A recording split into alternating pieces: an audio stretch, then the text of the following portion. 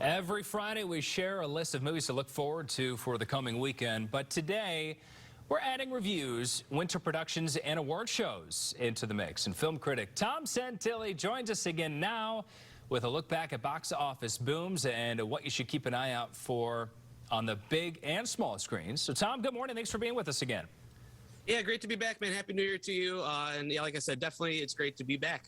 Yeah, Happy New Year. Well, and, despite the recent Omicron surge, that hasn't stopped people from going to the movie theaters. And really, it's just been about one movie, right? And that movie, obviously, is Spider-Man, No Way Home. But, is Spider-Man's box office domination, is that a good thing overall for movies? Yeah, so right now that's the whole game in town is Spider-Man: No Way Home. It's nearing $1.5 billion globally right now. It's already grossed over $600 million here in the States. It's already the 8th highest grossing movie of all time, and by the end of this coming weekend, it's supposed to surpass Titanic and Jurassic Park and moving its way up, nearing the top 5 movies of all time.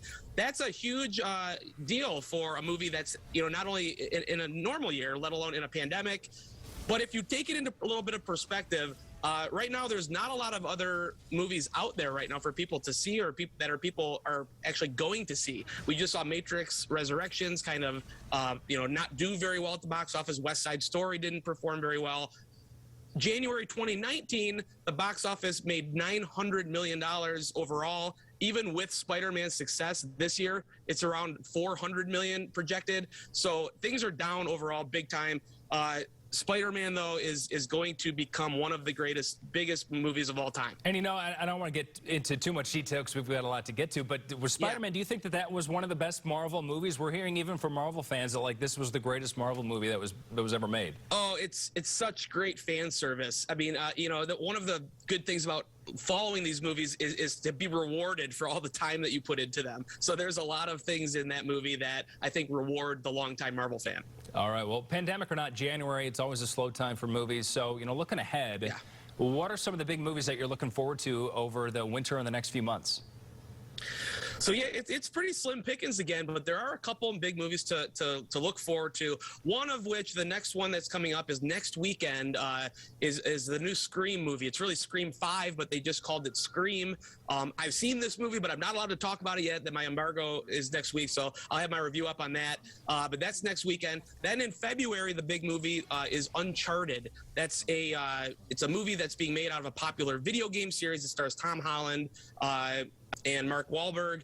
And then, of course, The Batman with Robert Pattinson coming in March is probably the next big, thing that all the theaters locally are looking forward to. And as always, support your local theaters. Even though Spider-Man is a big movie, all these local theaters, places like Cinema Detroit, the Film Lab in Hamtramck, the Maple Theater in Bloomfield, all of these smaller theaters have a lot of content, a lot of the smaller movies. So there are things to watch if you seek them out, but those are probably the big 3 coming out over the winter. All right, and another resurgence of the pandemic has also led to some big changes with the award shows, too. The Grammy Awards being postponed, but specifically, 2 of them we're talking about. What can you tell us about the Golden Globes and the Critics' Choice Awards?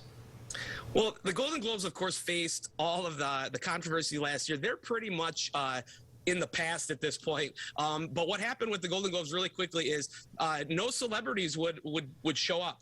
They tried to get people to show up and do some things, but no celebrities wanted to be a part of the Golden Globes due to the controversies last year, the diversity challenges that they had in the group.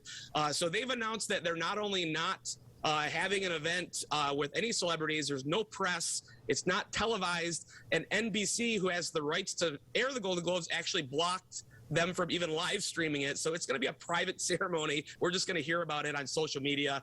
And then finally, the Critics' Choice Awards also was postponed. It was supposed to be this weekend on Sunday. It's been postponed indefinitely. So we're just going to have to, as we have been for the past 2 years, kind of ride the wave of this and see where it takes us. Sit back and wait and see how these award shows kind of shape themselves out over the next, upcoming years, too. That's right. Well, yes. Tom Santilli, before we let you go, of course, where can people go to see your reviews, your episodes, and much more?